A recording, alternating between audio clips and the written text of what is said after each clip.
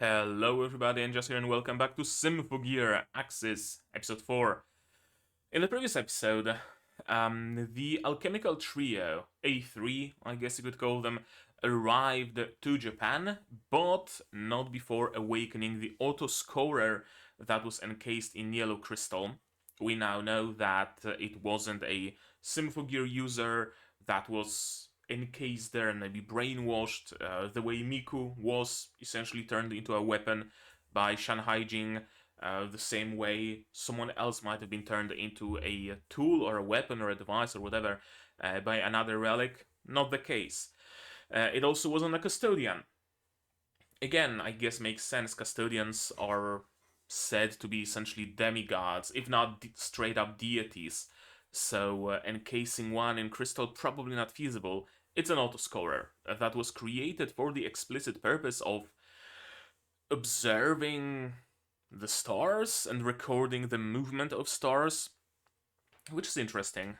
We got a little bit of a cameo, I guess you can say, from the Antikythera mechanism. I forgot the name of it. I think it's like Antikythera, whatever. That mechanism. And now the autoscorer is active and helpful. Helpful in finding a place to fight God, which is interesting to say the least. On one hand, it's kind of super hype and also kind of terrifying because fighting a god, fighting Fine, fighting Chris, fighting FIS, I mean, that's one thing. Fighting a motherfucking deity, that's a completely different sort of scale. So, we'll see where it goes. We still have one more season to do that, so if they were to fight God, like, legit, genuinely, then I guess they would rather leave it for the finale of the next season. Because where do you go from there, right? If we fight God in episode 4, where do we go from there, right? In other shows, in different shows, it might work to a degree. If those shows are more, how should I say it, philosophical, more metaphysical in a sense, where our characters kill God in episode 4, and then the remaining 8 episodes are about the consequences of it, for example, right? Maybe the god was protecting this world from some influence of some other trans-dimensional species or whatever, and you have to deal with the fallout of that. Symphogear is, I feel, a little too straightforward to do that kind of thing. It's kind of like, reminds me of Mao Yusha or Mao Yusha, something like that. Again, I don't remember the title fully. Where the hero fights the demon lord and they get an agreement that they're just gonna make the land flourish. And it's like the peak of a story where the hero faces against the demon lord, and then we're dealing with very like grounded consequences of that. We're making the world a better place and whatnot. They could have gone for something like this here. We kill God, we kill the custodians in episode 4, and then we deal with the outcome. I don't think that's what they're gonna do, so I'm thinking the fight with God is gonna be left for later. Although, who's to say? I mean, they use that aircraft carrier combined attack in episode 3, and that's like pretty up there. How do you go even higher? Right? That's the question. That's the question. And it's not that I'm doubting them that they can jump the shark even more. It's that I guess I don't have the imagination myself to figure out how they could possibly top that. We'll see. We'll see. We'll see. We'll see. What else happened in the previous episode? A brand new kind of noise that can create a pocket dimension. Elf9 managed to be a big help, and she's also gonna double down on her work on Linker, which is gonna be useful, because if we are to fight God, we're gonna need everybody we can to help us fight God. I don't think just Hibiki, Chris, and Tsubasa will alone be enough to defeat God. We're gonna need at least Maria. At least Maria as well. That's such a ridiculous sentence. Winning against the gods. I mean, I know that in Japanese culture, deities and gods are something much more mundane than in Western Hemisphere, let's say. But still, but still. Anything else that's worth mentioning about the previous episode? Nothing really comes to me, so we're just gonna roll with this one, with episode 4. So, it's ready to go. Here's your subs, so you are ready to go to follow along.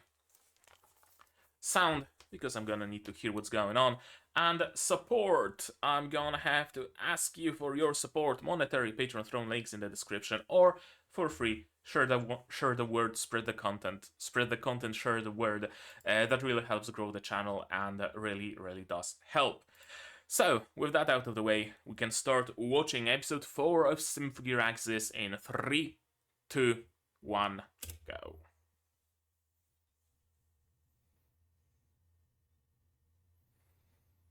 Backstory for the alchemical trio?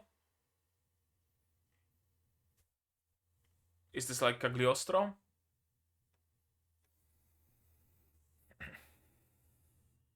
Probably Cagliostro's childhood or someone else's childhood.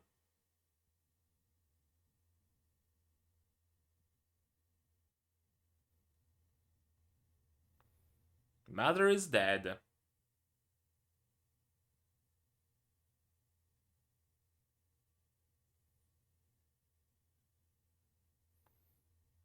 Yeah, how did I know it's gonna be a backstory to one of them? The blue reagent.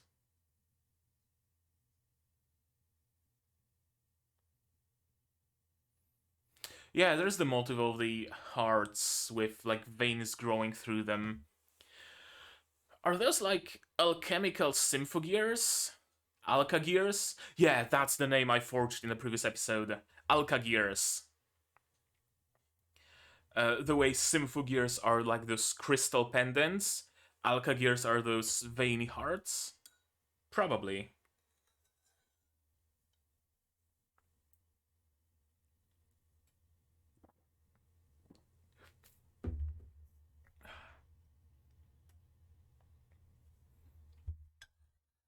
I'm glad I bought some fresh cinnamon and ginger. It really does wonders to a coffee. Yeah, here are the hearts, indeed.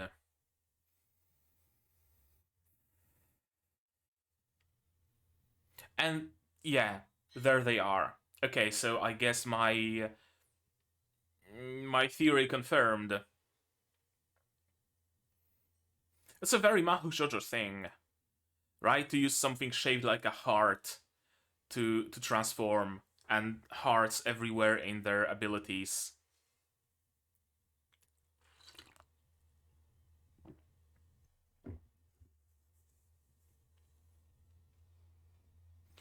I guess it's also kind of sort of like technology versus magic. Magic meaning alchemy. Kind of the same theme as in the previous season.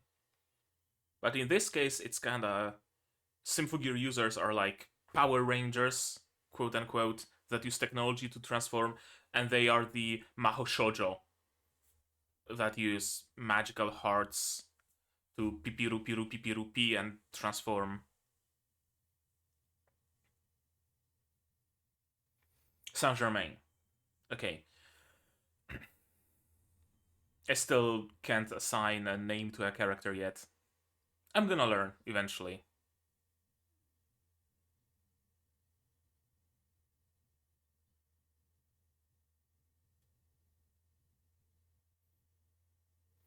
What are Faust robes? Alchagears? Alchagears. I think, yeah, Faust robes are the Alka gears. And she's obsessed with Adam. Meanwhile, Adam only sees her as a tool. I'm willing to bet.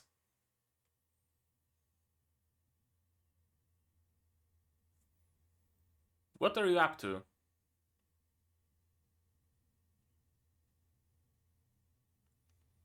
That looks like a mobile base.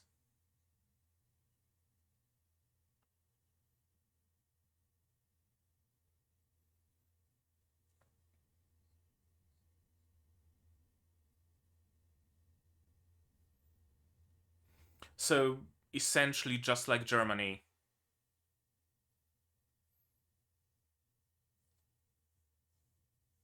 Yep. That checks out.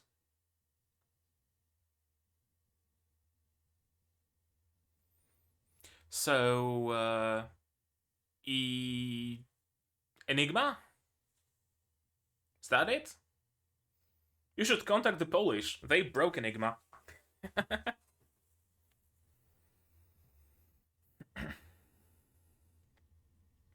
Because it's gonna get fucking dangerous here.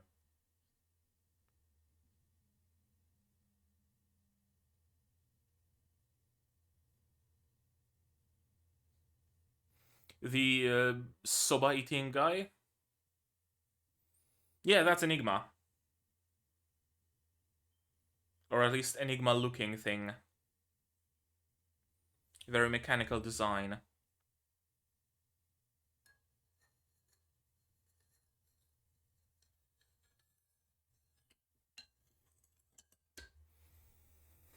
You sit on the bench.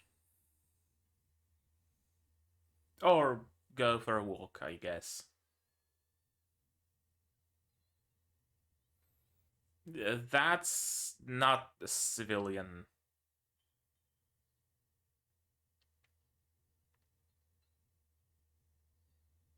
Yeah. I guess Kirika being Kirika. Essentially, yes.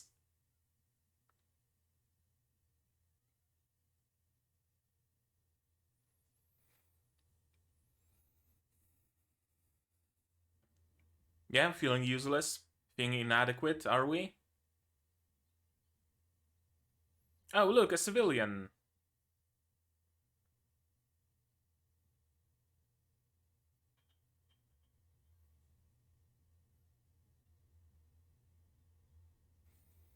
Was she not evacuating? She doesn't care? She'd rather die at home than move somewhere?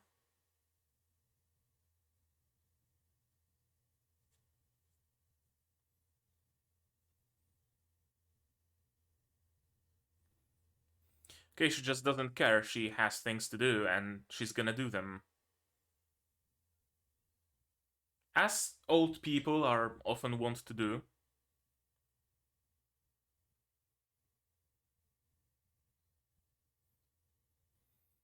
Yeah, I mean, homegrown tomatoes are the best.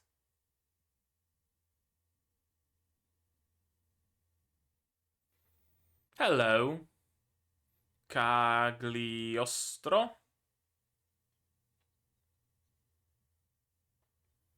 Or who are you? Team Neapolitan. I see that. I actually see it. Okay, that's great. How did nobody make that connection earlier?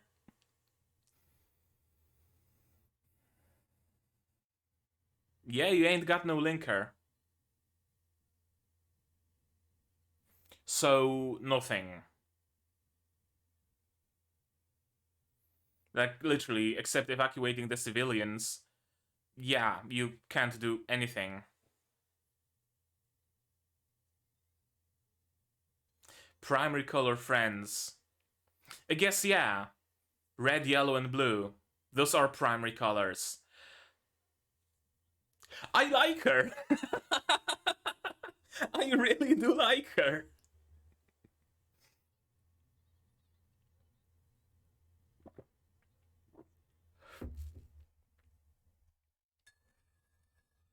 Chris Henshin.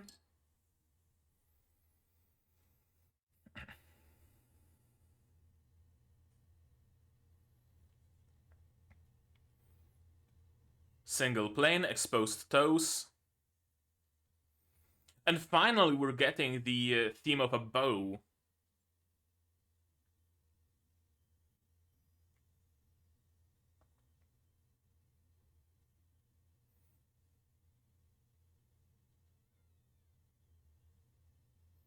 Yeah, the henshins in this season are great. And singing about surfing missiles, the way only Chris could.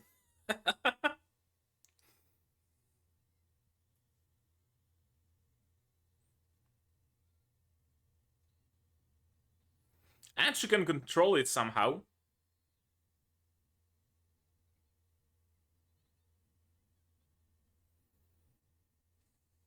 If the old lady has passed out already.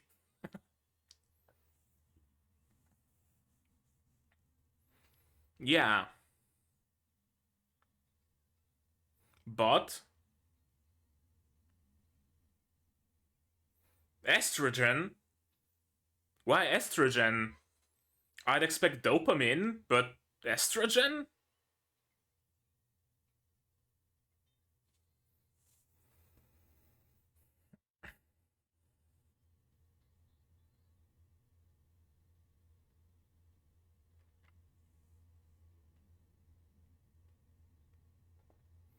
Finally a bow. And a big one.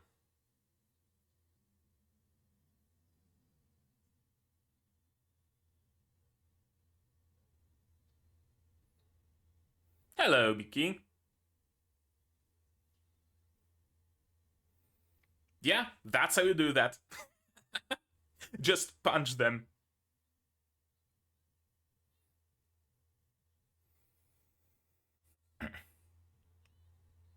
Sure. I don't know what reference was that, but sure. No, that's a sword.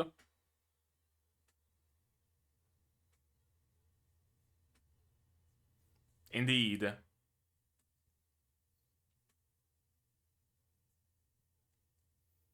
Team Primary Colors and Team Neapolitan. I'm gonna be using that.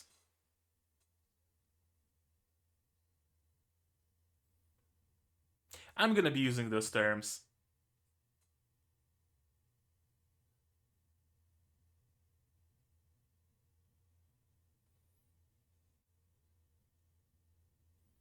You don't need two people to carry water. Full of beans? Sure. R/beans in things.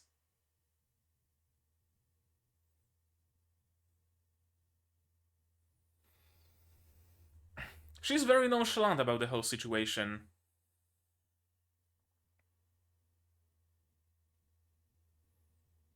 Ate tomato. Yeah.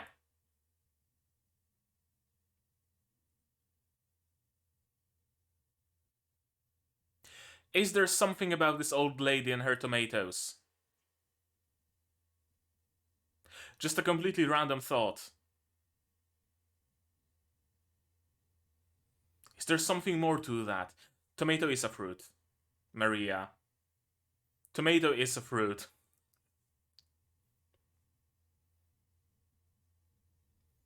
Oh, that's interesting. I didn't know that. I've always been watering my tomatoes like crazy. Hmm.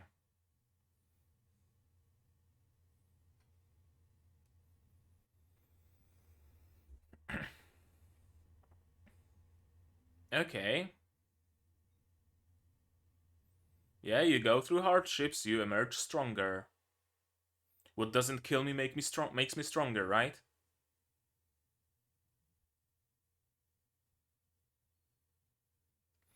It's some World War II era cipher. Is it really that hard?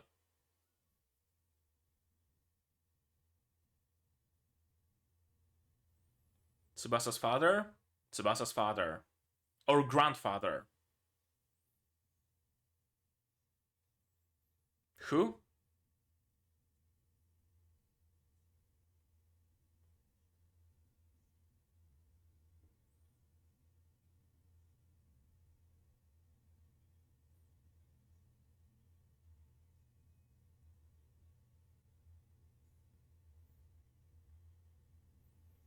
Yashima? Is it the island they're on?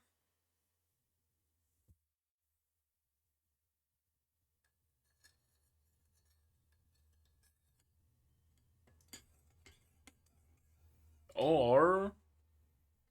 yes, or a place to kill God.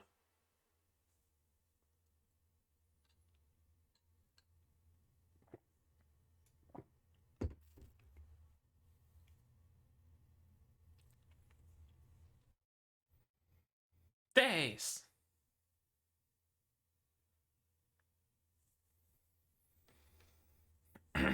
Yeah, she's used to serving coffee, isn't she?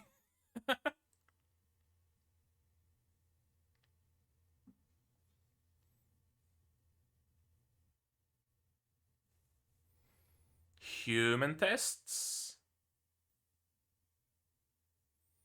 Oh no, those are... yeah, orphans under FIS.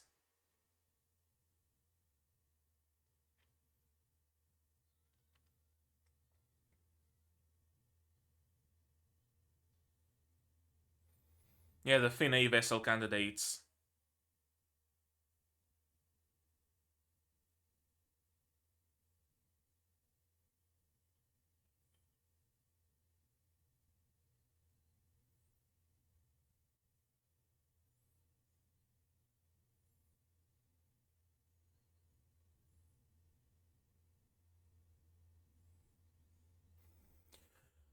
Okay, attack by the A3.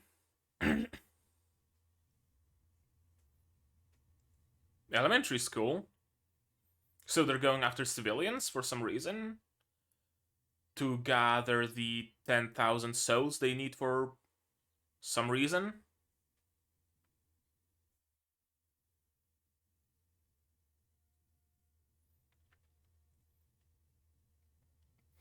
I'm like half suspicious that eating the tomato made it so that they don't need linker. Probably not the case. But that old lady strikes me as someone that would later just disappear. Nobody heard of her, nobody saw her. It's just them that saw her and tasted her tomatoes, and it gave them a newfound strength. I know, tomato mode of their transformations. Third henshin, they just turn into tomato kigurumi. Probably not, but it's a fun thought.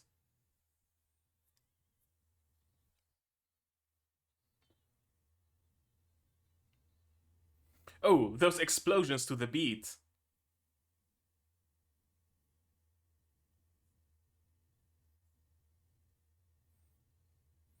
Yeah, time to henshin. Are we getting their henshins or just a snap?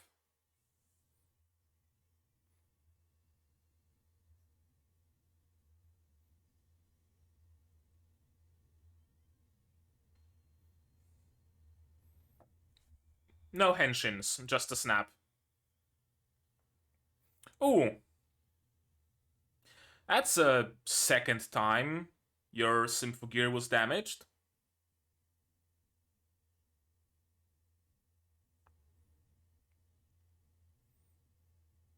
They have Alka Gears.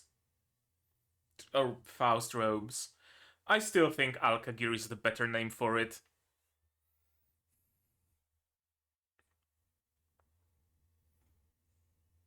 That's a big wand.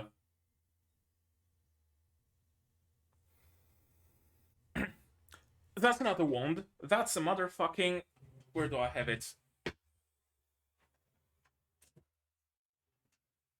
It's like the toy, the hammer, and the ball on a string. Oh, they've been deignited. They've been extinguished, I guess. And it's gonna turn back around.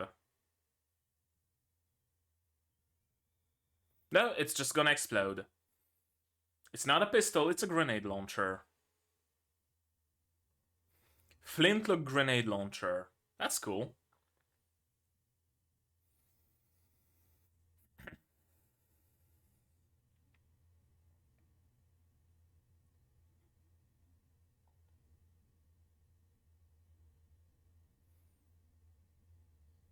Philosopher's Stone, okay.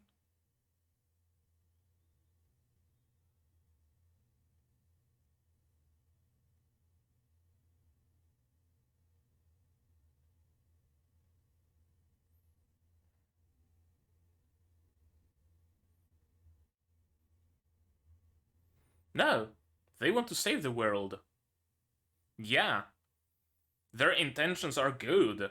Their intentions are pure. They're not villains in their own minds. Yeah, maybe we can cooperate actually. Exactly. My exact sentiment. Yeah.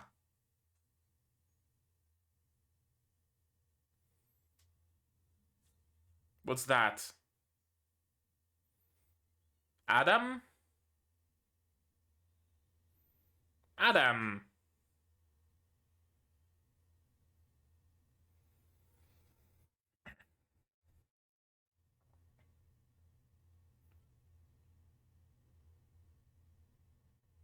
Those are some Genjuro eyebrows.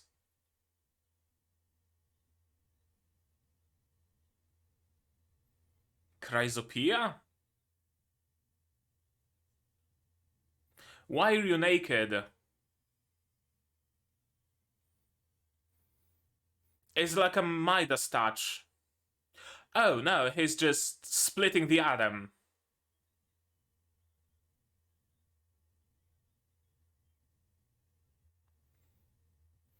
He's just using alchemy to split the atom.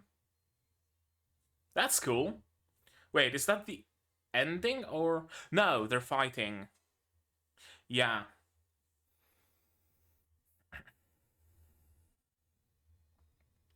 Find the tomato power inside of you.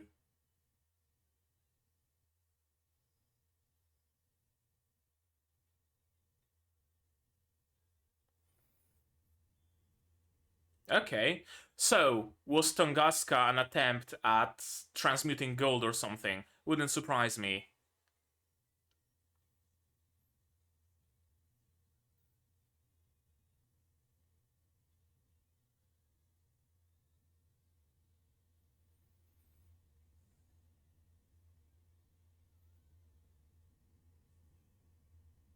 What's that blue light?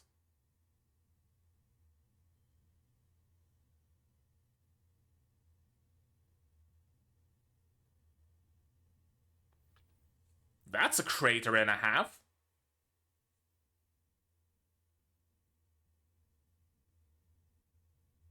Why are you naked? Couple of globules of gold?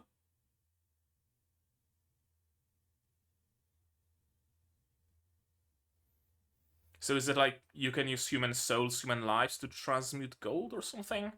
Oh. Okay, can I find this toy somewhere in my cupboards? I don't need to look for it in the cupboards, I have it right here actually. This thing. I don't remember what's it called, but this thing, that's her weapon. I had it right there. There. No, that's gonna fall.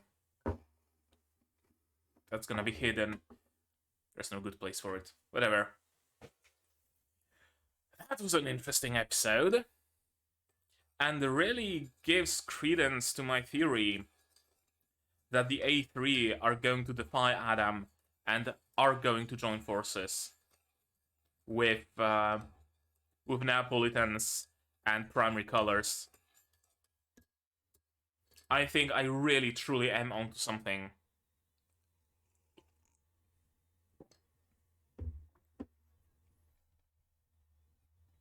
They don't seem to hold Adam in particularly high regard. Saint-Germain least of them. And Adam doesn't seem to hold them in particularly high regard either, because he was willing to just throw the atom bomb there and fuck it, whatever happens, happens.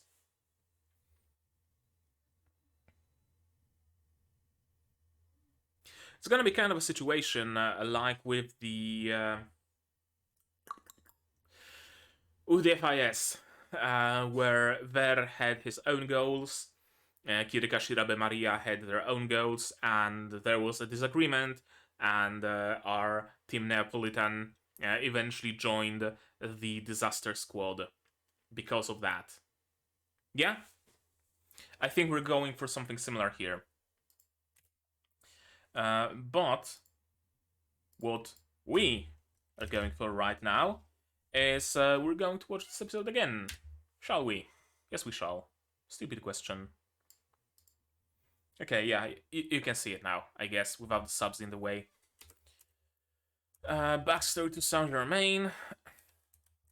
Her father was an alchemist, but he didn't see her as his daughter. She was just a slave. Wanted to save her mother, but she couldn't. And thus she turned to alchemy to save people. Probably. And that's why she also has a grudge against humanity being enslaved by the custodians, because she herself was a slave. Makes perfect sense.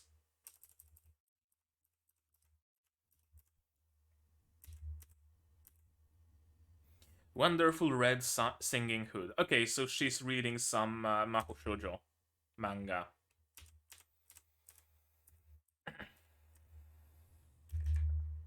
I still don't know what exactly where they're going for here. The mobile bases, they're cool, like, don't get me wrong, but why are they evacuating civilians? Why are they bringing the mobile bases here? Why are those buses so fucking huge? That's a huge, huge bus. Both of them. Okay, so. Yeah, evacuation. Toward the end of World War II, the military chose to relocate their headquarters here to Matsushiro. Yeah. It also housed the predecessors to the Special Disaster Response Unit, Secret Kazanari Institute. This is a cool way to tie what they've been saying directly to Tsubasa. She's the only one who has shadows on her face, which implies that she's kind of brooding, kind of hiding something, so something struck a nerve there. So we can make an immediate connection that it's the institute of her family.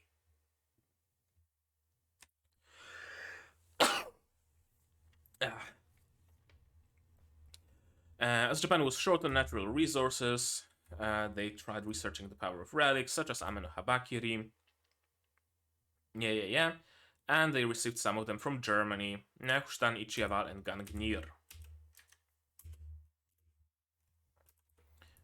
We need to decipher something, sure. Yeah, why would you burden the residents by ordering them to evacuate? We never really... Do we never really do that? I mean, usually the citizens evacuate because there's the threat of noise, so they go hide in bunkers of their own volition. We never really witnessed any, like, large-scale evacuation, I don't think, where they would be like, oh yeah, the enemy is chasing after us, so we're gonna evacuate the immediate area. I don't think there was anything like that in previous seasons, although I might be mistaken. I might just not be remembering something.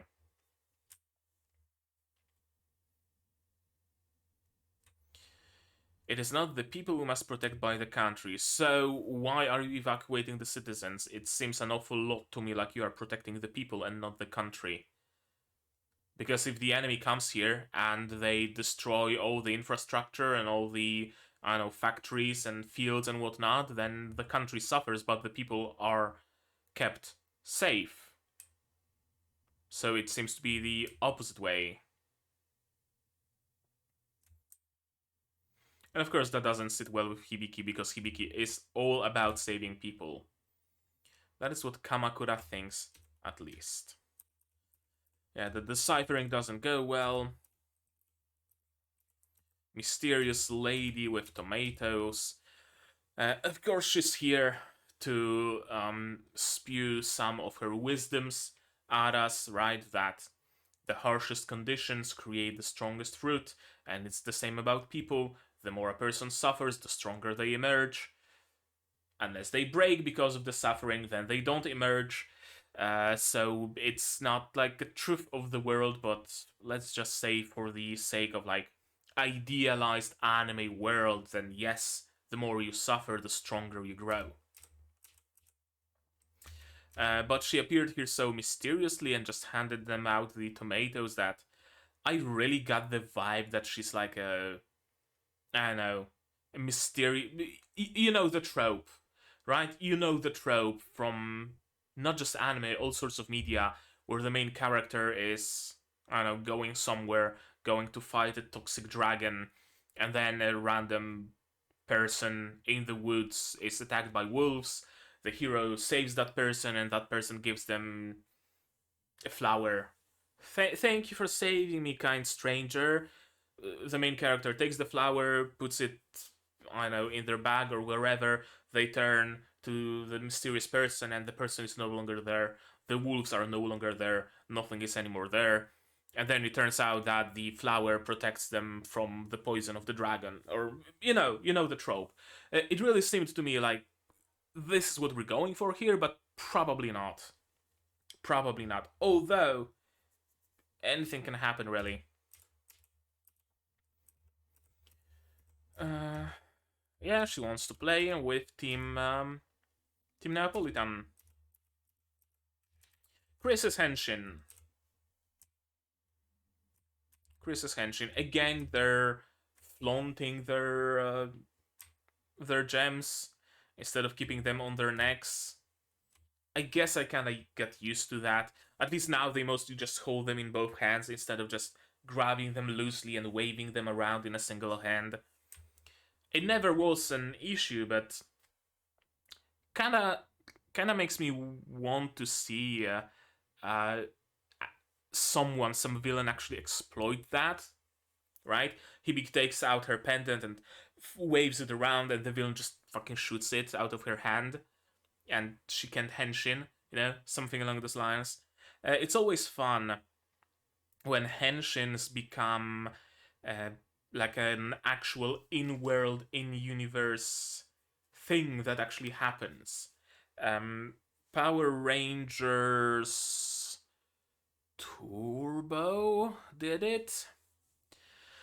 I know the one series of Power Rangers that was in like a post-apocalyptic world.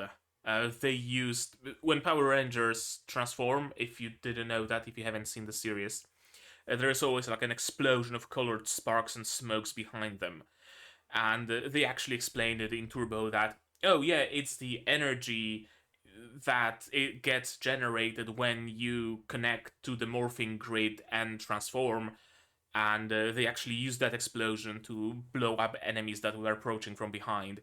That was cool. I fucking love that moment, and it's always fun when they do that. So kind of makes me wish they did a similar thing in Symphogear as well. Yeah, again with the single plane going through their entire bodies instead of one plane per limb. Her toes remain bare for some reason, despite her getting like full boots. And of course, hexagons everywhere. For the first time in Chris's Henshins, I think, we're actually getting a bow. Ichival is a bow, so it's kind of surprising that we didn't really get to see that bow all that much. I think Chris used a bow like once before, and I'm not even entirely sure on that. Now, sure, she has crossbows and guns and whatnot, but still, the core essence of her relic is a bow. Then again, I guess Hibiki doesn't really use a spear either. Her fist turns into a spear sometimes, but that's about it. Hexagons everywhere. Except here. This is interesting. Like, previous henshins usually used, like, fully hexagons when there was that glowing colored hexagon that would unfold and transform into a bracer, or would unfold and transform into a chest piece, or whatever. This is a very classic, quote-unquote, henshin, where it's not, like, mechanical, it's just a glow, And from that glow, elements of her gear are kinda sorta born. Although no, there actually are two halves of a hexagon. Okay, so I was mistaken then. The circles of glow were just an effect, and the actual piece of armor is created from a hexagon. S.G.R.O. to Ichiaval. A display on her crossbow. Are those like supposed to be ribbons? Those like pre-henshin effects. Those kind of look like ribbons. And that, I guess, ties a little bit in with Chris's. Yeah, with this. Right, with her aesthetic of like bows on the back of her feet, the big bow on the small of her back.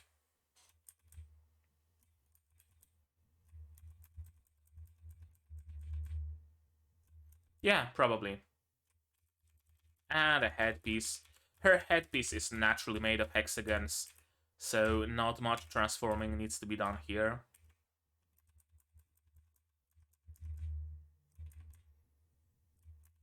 And posing, posing, shooting, shooting, stabby, stabby, slashing, as we always see. New song, The Living Weapon Missile Surfer. That describes Chris remarkably well, doesn't it?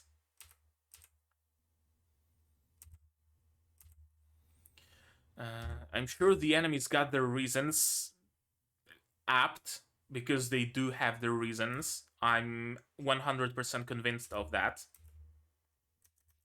I would if I could.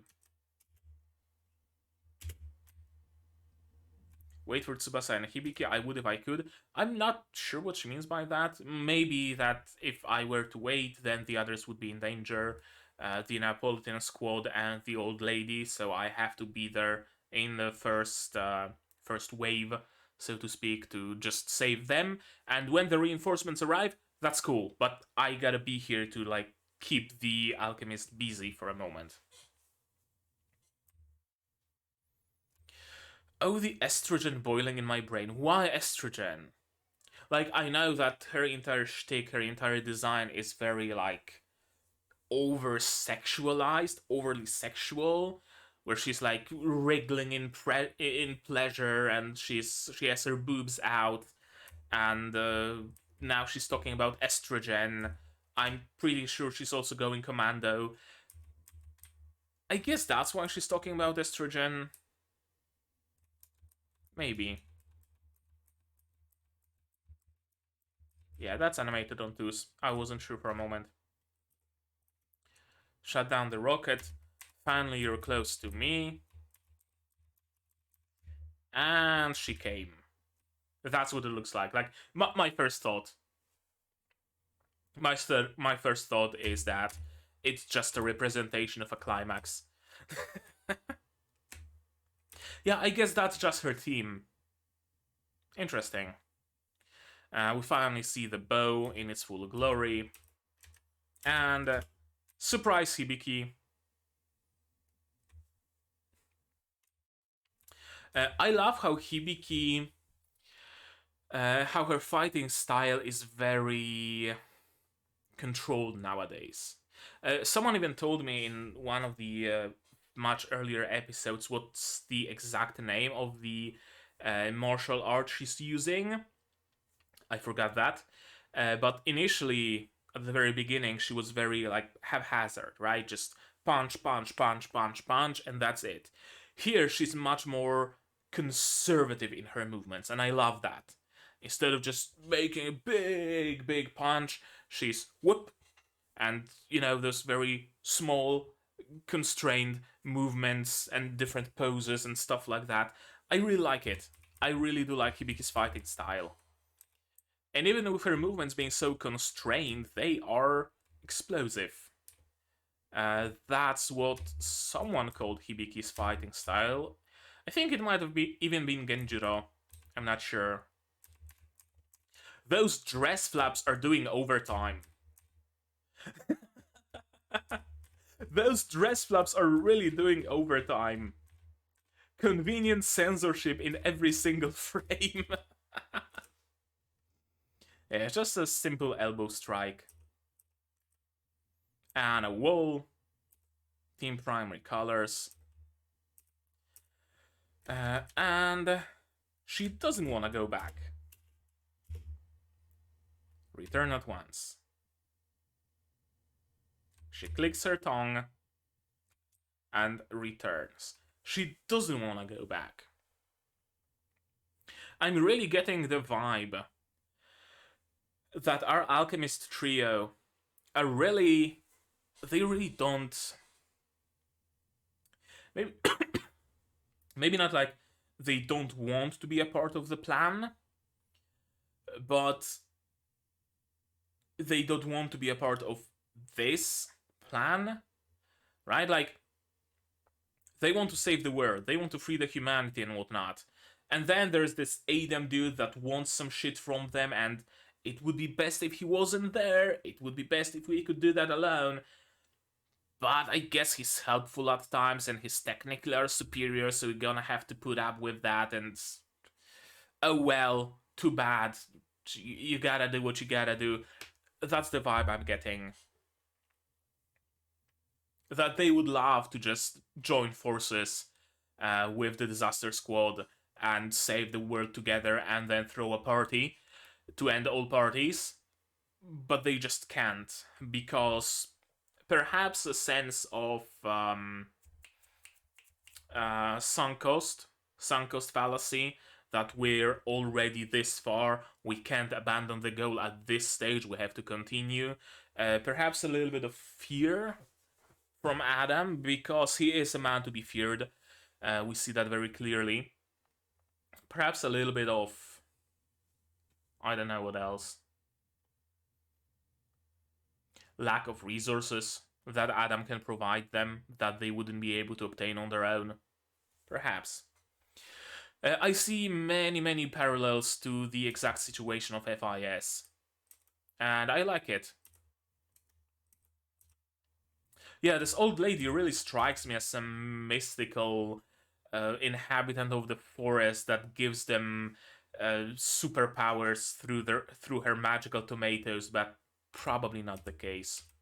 She just talks a little bit about philosophy. Yeah, the harsher a tomato's environment, the sweeter it grows. I'm gonna have to experiment with just not watering my tomatoes for a while, waiting for like the soil to dry out completely, maybe for the tomatoes to shrivel just a little bit, and then water them.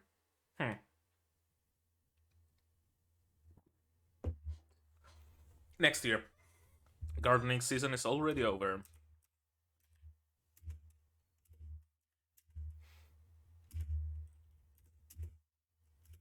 The same situation here, it seems. Genjuro and everybody, they don't want to deal with Kamakura. They want to do it their way, themselves, right? They want to save the people, not the land. The inhabitants of the country, not the country itself. But they have a superior. The superior has different goals. The superior has different vision. And they wouldn't be able to achieve what they're able to achieve without their superior. They can't just split off from the government. They can't just become vigilantes, right? So I can see some parallels between S.O.N.G and the Alchemist trio. Okay, what's he talking about?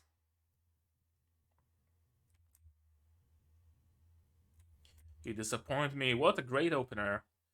Not only did you let them breach the lockdown, you allowed them to escape with their lives. Talking about Saint-Germain and her friends? Probably. I don't know who else could he have meant. Yeah. I cannot allow a cornerstone of national security to be endangered for any reason. Do not let them lay foot on Yashima ever again. Yashima being one of the islands of Japan? I'm not sure. One of the prefectures, maybe? I don't know. Yeah, what are they after? Hard to tell. I love this little jab at I'm used to doing this the other way around.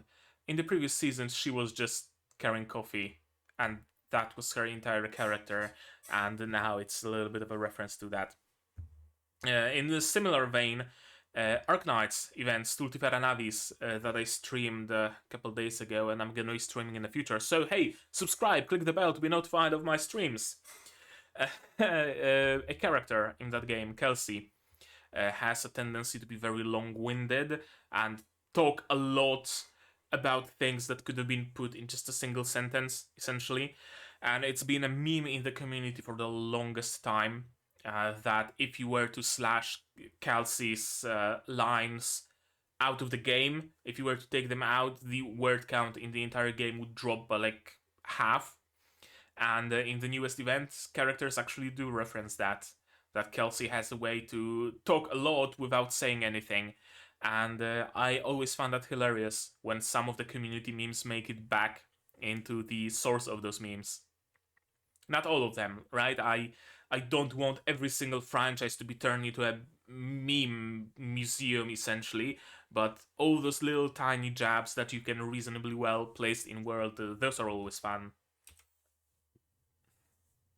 Satomi Kubert, Mother Brother, she likes mild curry.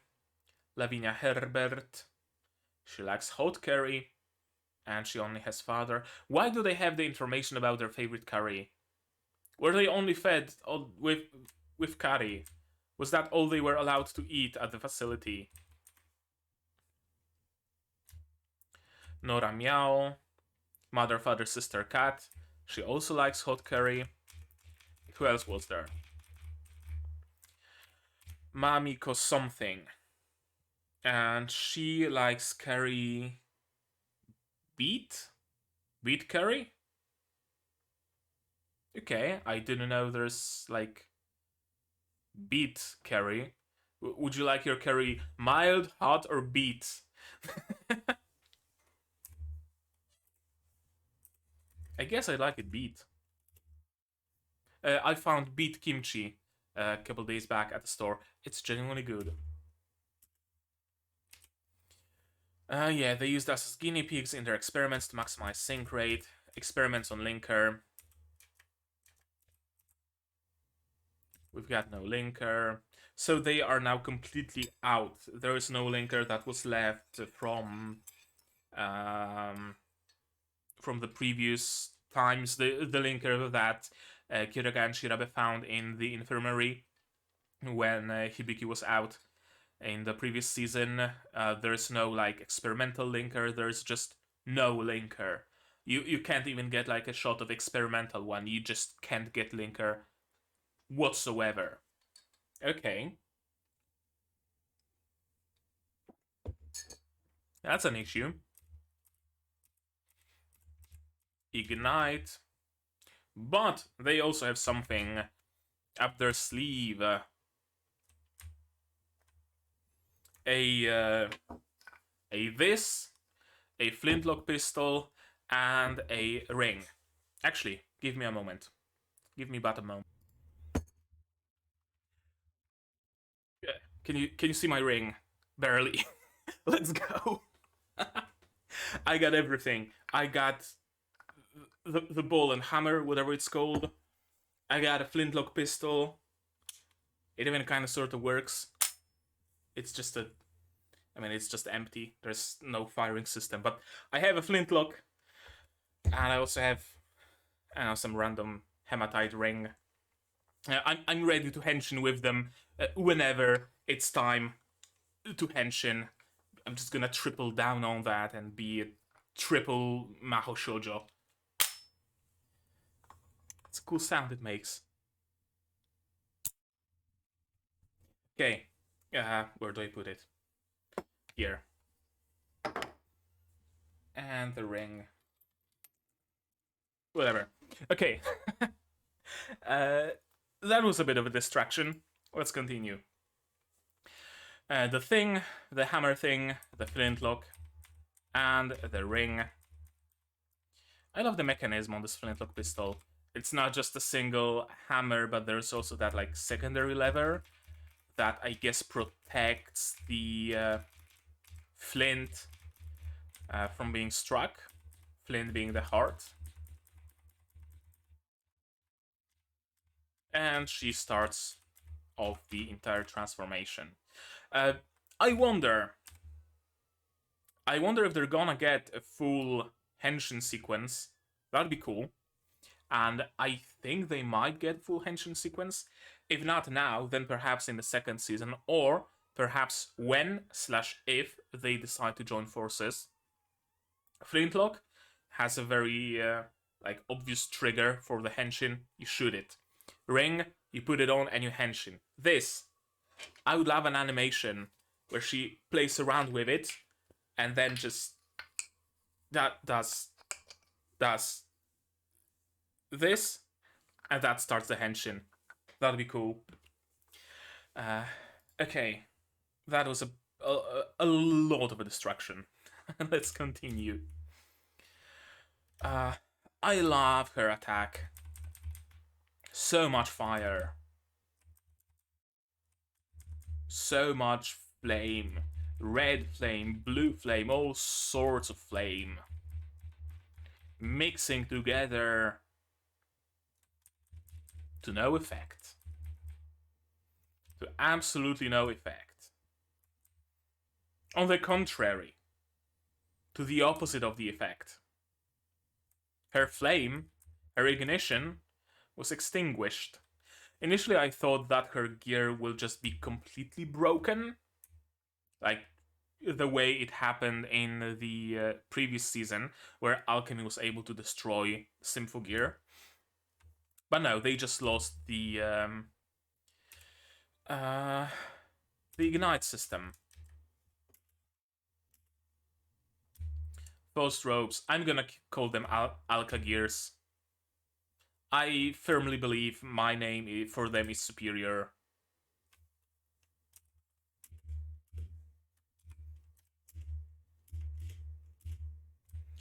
That's a very... that reminds me of like a traditional Japanese wedding dress with this like big hood. I wonder if that's what it's based on. And considering she has a traditional Japanese toy with her, I guess that's the theme. And again, I'm in absolute awe of how imaginative the weapons are in Symphogear. Scythe, whatever, Basso, Twin Tails are one thing. Is it called Kendama? Something like that.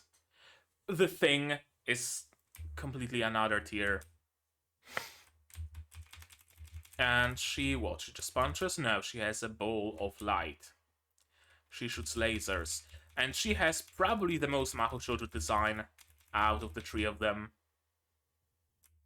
She wouldn't be out of place in like Sailor Moon, would she? And yeah, Chris lost her ignition. And that's not just a regular gun, it's a grenade launcher that strips you of your ignition. Faust ropes formed by Lapis Philosophorum. Lapis my only association is Lapis Lazuli. Or is Lapis just stone or rock in Latin? Possibly. Lapis Philosophorum. Yeah, okay, so Lapis just... let me get Google Translate. From Latin to English. Yeah, lapis just means stone. Okay, so she didn't mean like lapis lazuli, lazurite, the blue stone that you can mine in Minecraft and was used as a blue dye.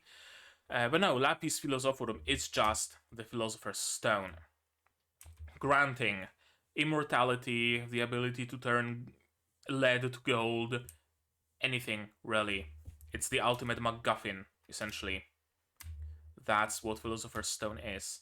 The pinnacle of alchemy, indeed. The goal of every single alchemist out there was to create the Philosopher's Stone. That was like the ultimate goal. uniting it with the human body in the form of alka gears. Use the data from Chateau. If you intend to use the power to hurt others, I'll stop you.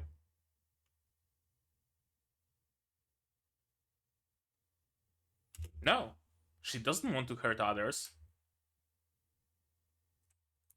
That's not her intention. She just wants to free mankind. She's not some, I know, murder-crazed fanatic who just wants to kill. She's not doing it for her own goals. She's not doing it for revenge or whatever. She just wants to free mankind. It's a genuinely altruistic and, in its core, good reason to fight. And it's a good goal. We seek to break the chains of oppression.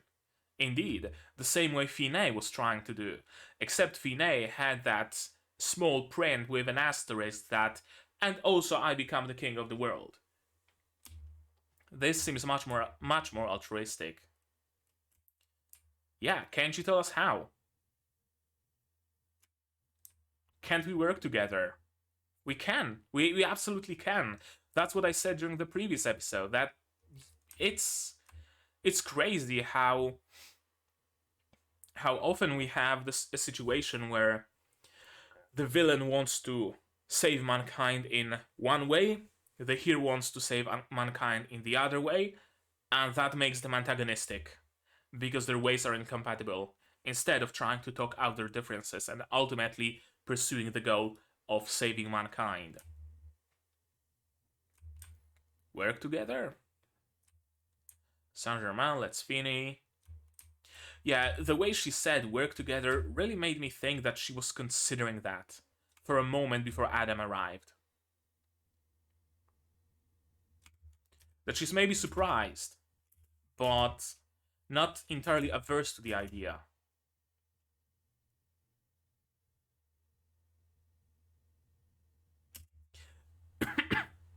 That very dreamy kind of voice, kind of like, you know, she's thinking, work together?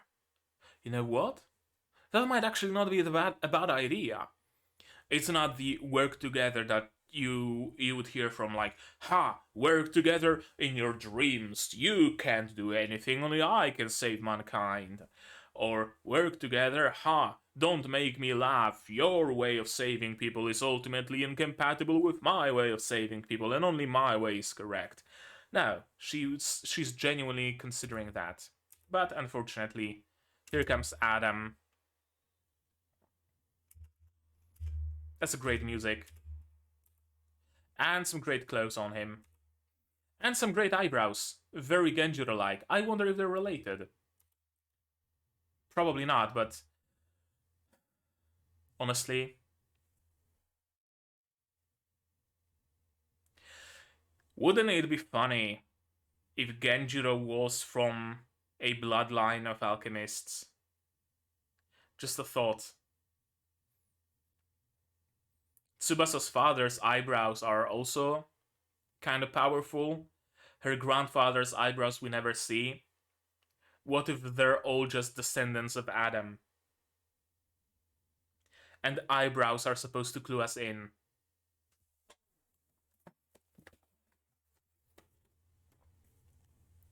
A thought worth considering.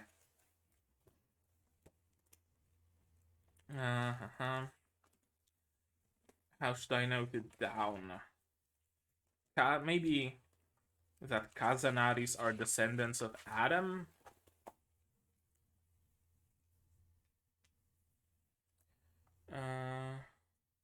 The Kazanaris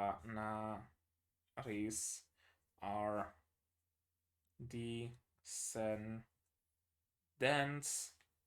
of Adam, in parentheses,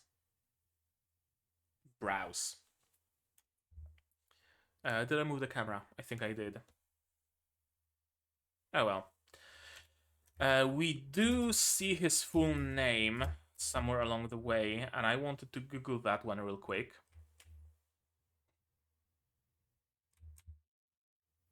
Adam Weishaupt.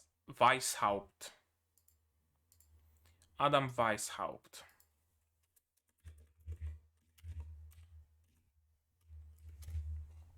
He's an author. German philosopher, professor of civil law, later canon law, and founder of the Illuminati. Okay, so he is just a straight up founder of the Illuminati. Gotcha. Understandable. When did he lose his clothes? Okay, here. And he uses like chrysopoia.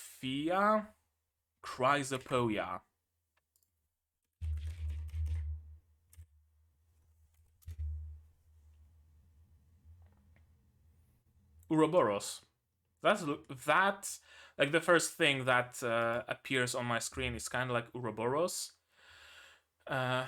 Chrysopoia, gold making. Okay, so the act of making gold, the act of transmuting base metals into gold.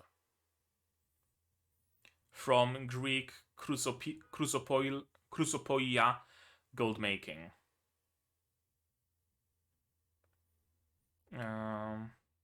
It was used in the title of a brief alchemical work, The Chrysopoia of Cleopatra, attributed to Cleopatra the Alchemist. Oh, a Greek alchemist, not like the Cleopatra, but some other person named Cleopatra. Gotcha. Okay, so turning lead to gold, the process. We're alchemists, are we not? We're fighting without linker. Same as the Tunguska event. Yeah, I really wonder if Tunguska was an alchemical event. Tunguska is a very convenient, mysterious event that actually happened. We have a proof of that happening, but we don't know what caused that. Not necessarily. So it's very often used. It's a very interesting device because you can make it anything. Tunguska, well, of course, that was the site of aliens landing, right? Oh, of course, it was the first trial of turning lead into gold. Oh, of course, it was the site where the man dude was turned into God. Oh, of course, it was a site of the tests of German weaponry. Oh, of course, it was where a traveler from another timeline appeared, right? You can explain it in any sort of ways. So it's always cool hearing about Tunguska and what the writers of this particular show or piece of media in general came up with to explain it. I'll save you even if it destroys me. We see some blue glow. Yeah, this. What is that? Is this like Maria's burning soul that overcomes the limitations of flesh? Is it Tsubasa's unconscious self creating this shield of energy? What exactly is going on here?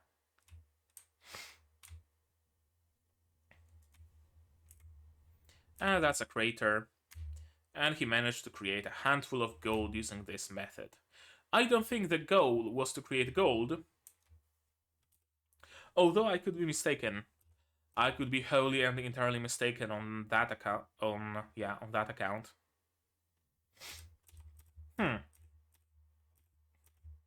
So we have a villain. We have a good and proper villain now. Not just goons, which is kind of sort of what the alchemical trio are, but the villain, the mastermind, I should say. Interesting. Interesting what his goals are. That's also something we don't really know.